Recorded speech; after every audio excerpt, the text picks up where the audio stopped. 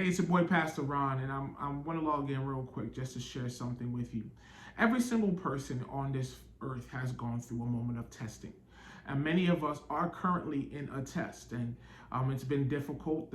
Either the pandemic or the entire 2020 has been a test for you, and I want to share with you that there are a couple of purposes to your test.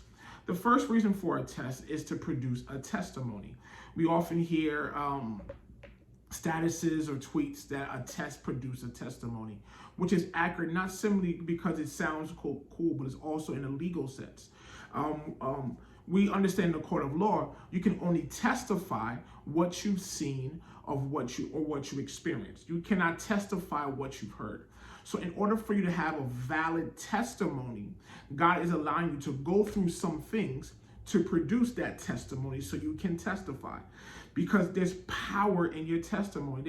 There's strength. There's so much hope in your testimony.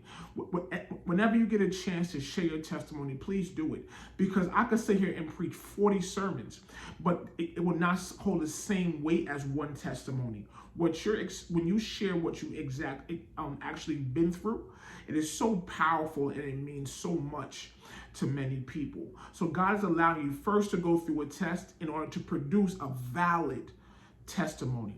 Secondly, a test is used for revelation. Even when you went to school, a test is used to show what you know.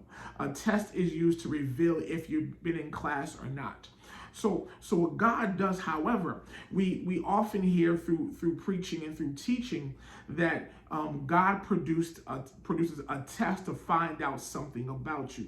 However, we learn that God is omnipresent, omniscient, and omnipotent. God is all places, all knowing, and all powerful. So if God needs a test to learn something, that means God is not all knowing. So God does not produce tests for him to find out something about you, because God knows us better than we know us. However, God produced a test to reveal us to us and to reveal others to us. Because first of all, we are our true selves in a storm. And sometimes we find out what things we have to work on in the middle of a difficult time. So our prayer in a storm or in a test is, God, not God, stop it, or God, it should be, God, why am I going through this? What are you trying to show me, Lord, in the middle of a test?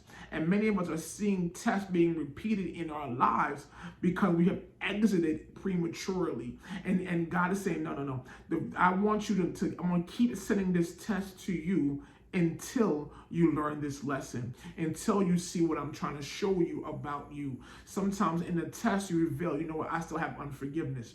I have an attitude problem. I got to fix my mouth. I got to fix my face. I got to study more. In the middle of a test, you learn what you have to work on. You learn what deficiencies you have.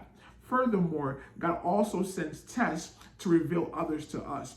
You will find out who really got you and how folks really are in the middle of a storm.